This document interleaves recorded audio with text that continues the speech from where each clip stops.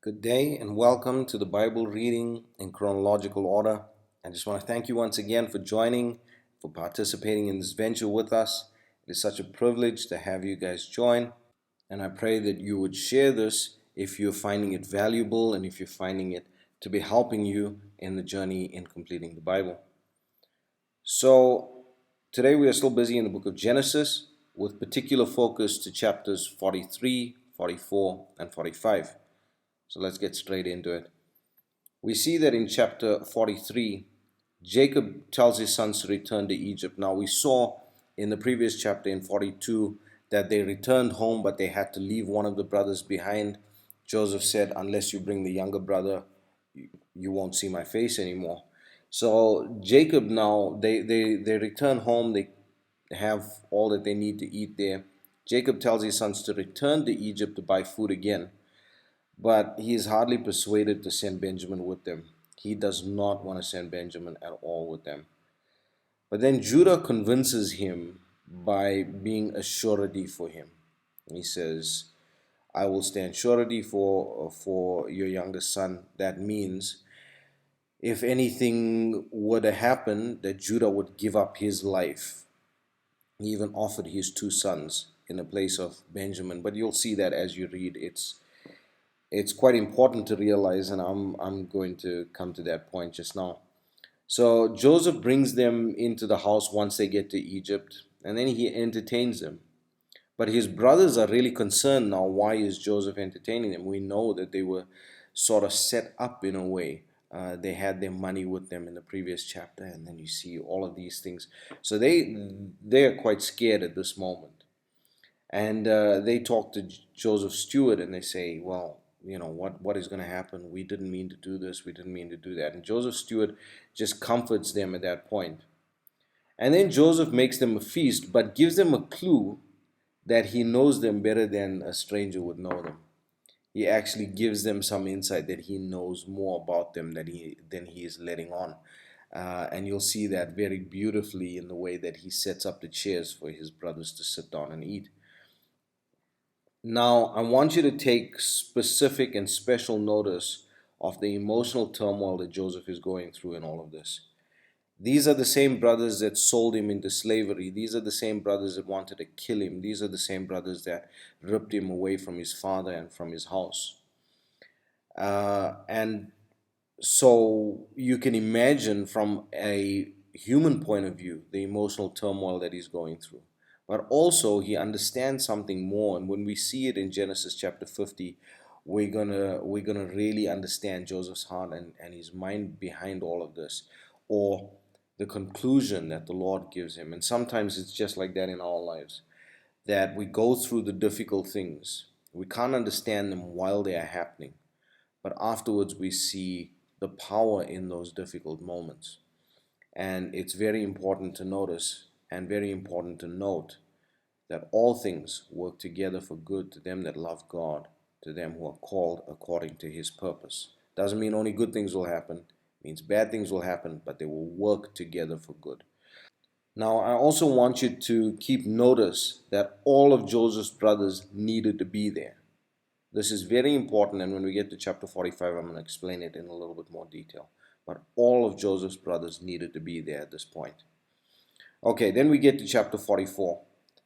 And Joseph devises a plan to trap or stay Benjamin. I love the way it's put in the Thompson's description that he wants to stay Benjamin.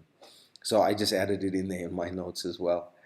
But he enacts his plan, and Benjamin is caught. He's caught red-handed with the cup and all of these things, and so we see that they can convict Benjamin at this point. But obviously, this was part of Joseph's plan. Uh, and then Judah pleads with Joseph and offers himself to bear the punishment for the sin of his brother. Please, this is so critical. Please understand this with me. Now, we know that Joseph is typing the life of Christ. We know this. But we must remember that the royal line, the messianic line, would come through Judah.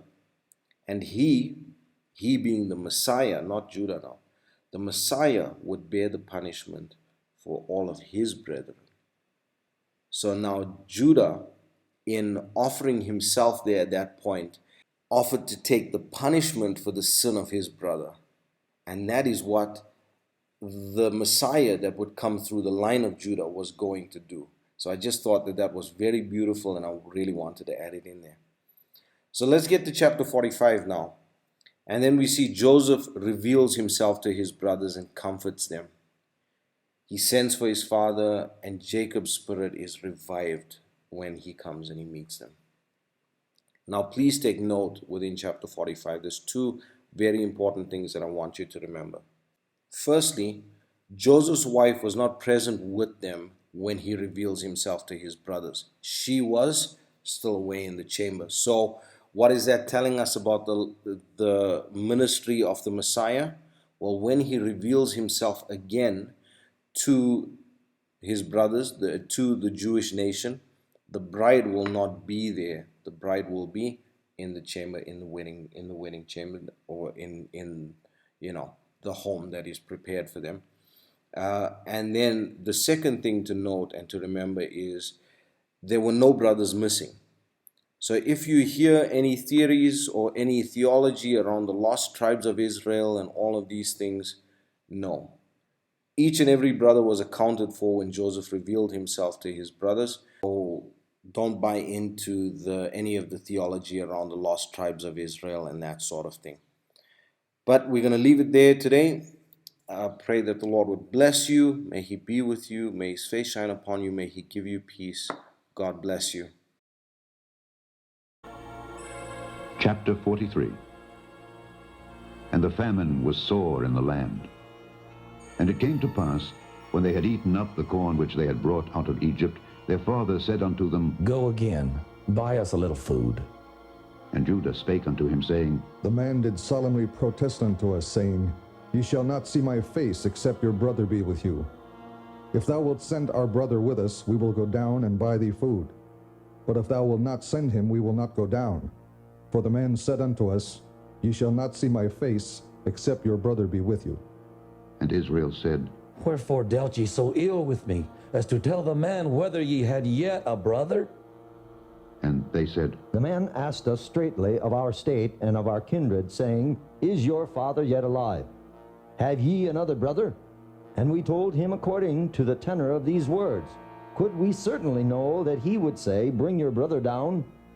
And Judah said unto Israel his father, Send a lad with me, and we will arise and go, that we may live and not die, both we and thou, and also our little ones. And I will be surety for him. Of my hand shalt thou require him. If I bring him not unto thee, and set him before thee, then let me bear the blame forever. For except we had lingered, surely now we had returned this second time. And their father Israel said unto them, If it must be so now, do this. Take of the best fruits in the land in your vessels, and carry down the man a present, a little balm and a little honey, spices and myrrh, nuts and almonds. And take double money in your hand, and the money that was brought again in the mouth of your sacks, carry it again in your hand. Peradventure it was an oversight. Take also your brother, and arise, go again unto the man. And God Almighty give you mercy before the man, that he may send away your other brother and Benjamin. If I be bereaved of my children, I am bereaved. And the men took that present, and they took double money in their hand, and Benjamin, and rose up and went down to Egypt, and stood before Joseph. And when Joseph saw Benjamin with them, he said to the ruler of his house, Bring these men home and slay, and make ready, for these men shall dine with me at noon. And the man did as Joseph bade, and the man brought the men into Joseph's house. And the men were afraid, because they were brought into Joseph's house, and they said, Because of the money that was returned in our sacks at the first time are we brought in, that he may seek occasion against us, and fall upon us, and take us for bondmen and our asses. And they came near to the steward of Joseph's house, and they communed with him at the door of the house, and said, O sir, we came indeed down at the first time to buy food. And it came to pass, when we came to the inn, that we opened our sacks, and behold, every man's money was in the mouth of his sack, our money in full weight, and we have brought it again in our hand. And other money have we brought down in our hands to buy food. We cannot tell who put our money in our sacks. And he said, Peace be to you. Fear not. Your God and the God of your father hath given you treasure in your sacks. I had your money. And he brought Simeon out unto them. And the man brought the men into Joseph's house, and gave them water, and they washed their feet, and he gave their asses provender. And they made ready the present against Joseph came at noon, for they heard that they should eat bread there. And when Joseph came home, they brought him the present which was in their hand into the house, and bowed themselves to him to the earth.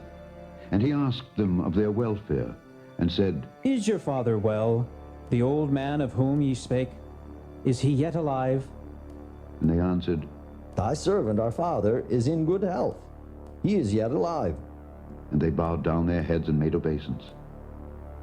And he lifted up his eyes and saw his brother Benjamin, his mother's son, and said, Is this your younger brother, of whom ye spake unto me? And he said, God be gracious unto thee, my son. And Joseph made haste, for his bowels did yearn upon his brother, and he sought where to weep.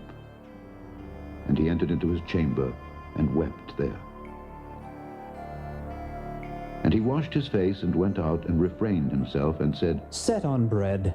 And they set on for him by himself, and for them by themselves, and for the Egyptians which did eat with him by themselves, because the Egyptians might not eat bread with the Hebrews, for that is an abomination unto the Egyptians.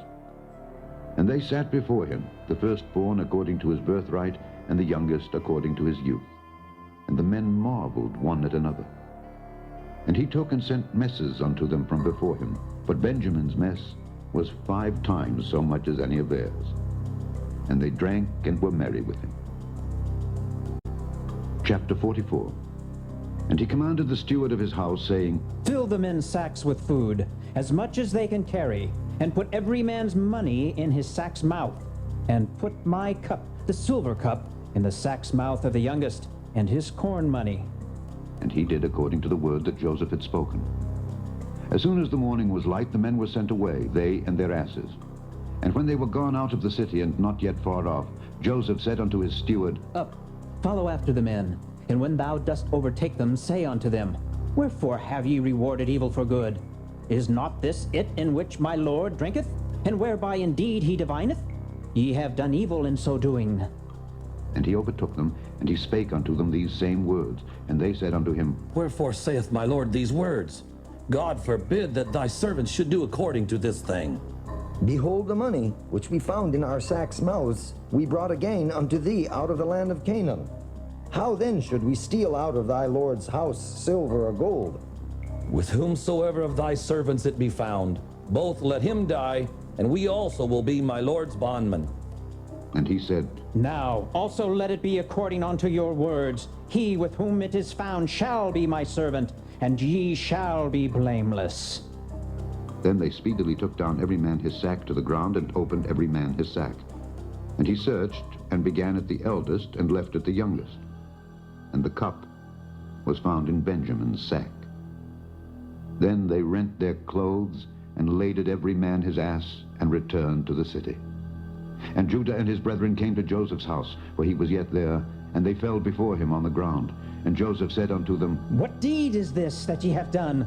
Wot ye not that such a man as I can certainly divine? And Judah said, What shall we say unto my Lord? What shall we speak, or how shall we clear ourselves? God hath found out the iniquity of thy servants. Behold, we are my Lord's servants, both we and he also with whom the cup is found. And he said, God forbid that I should do so. But the man in whose hand the cup is found, he shall be my servant. And as for you, get you up in peace unto your father. Then Judah came near unto him and said, O my Lord, let thy servant, I pray thee, speak a word in my Lord's ears, and let not thine anger burn against thy servant, for thou art even as Pharaoh. My Lord asked his servant, saying, Have ye a father or a brother? And we said unto my Lord, We have a father, an old man, and a child of his old age, a little one, and his brother is dead, and he alone is left of his mother, and his father loveth him. And thou saidst unto thy servants, Bring him down unto me, that I may set mine eyes upon him. And we said unto my Lord, The lad cannot leave his father, for if he should leave his father would die. And thou saidst unto thy servants, Except your youngest brother come down with you, ye shall see my face no more.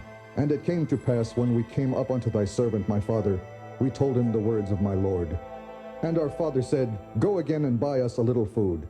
And we said, We cannot go down. If our youngest brother be with us, then we will go down.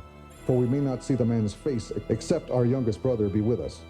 And thy servant my father said unto us, Ye know that my wife bare me 2 sons, and the one went out from me, and I said, Surely he is torn in pieces, and I saw him not since. And if ye take this also from me, and mischief befall him, ye shall bring down my gray hairs with sorrow to the grave.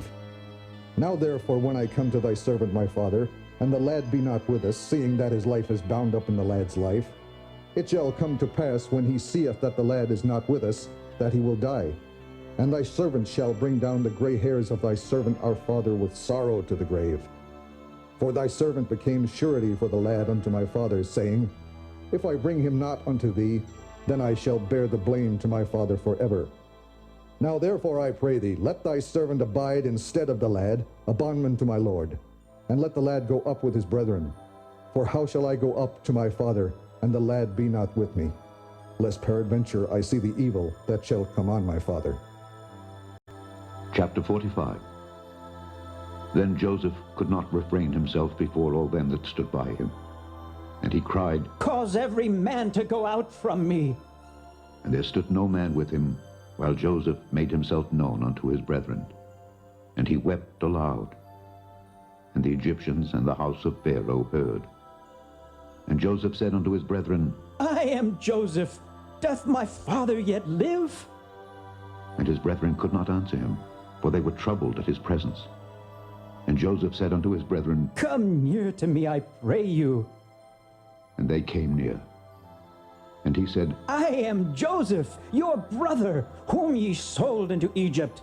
Now therefore be not grieved nor angry with yourselves that ye sold me hither, for God did send me before you to preserve life.